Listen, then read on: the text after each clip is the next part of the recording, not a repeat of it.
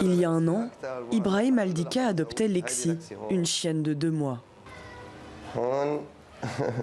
Voici sa niche, et là, il y a tout. Sa laisse, son collier, ses brosses et même son sèche-cheveux.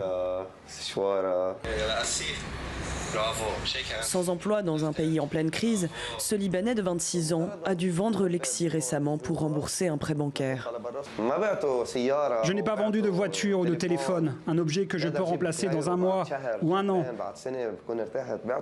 J'ai vendu une âme, j'ai vendu une partie de moi.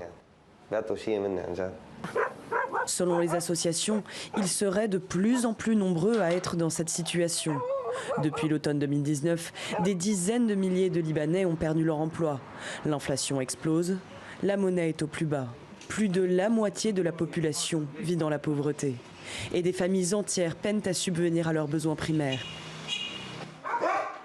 Alors, celles avec des animaux comptent désormais sur le soutien des ONG, dépassées par le nombre d'abandons. Nous recevons beaucoup d'appels pour accueillir des chiens, mais nous ne pouvons suivre.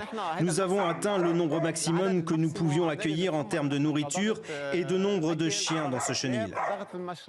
Ce propriétaire de chenil ne sait plus où trouver l'argent pour nourrir les 90 animaux qu'il héberge.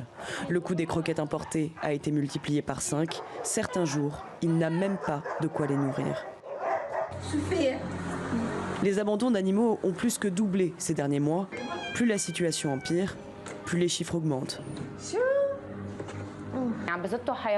En début ou en fin de journée, il y a souvent des cartons devant notre bureau avec des chatons, des chats domestiques. Certains d'entre eux ont des problèmes de santé. On a l'impression que leurs propriétaires ne sont plus en mesure de prendre soin d'eux, alors ils les abandonnent.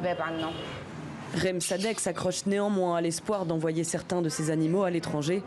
Dans le refuge de cette organisation à Beyrouth, 2 chats percutés par une voiture et abandonnés en novembre dernier vont bientôt prendre l'avion pour les États-Unis.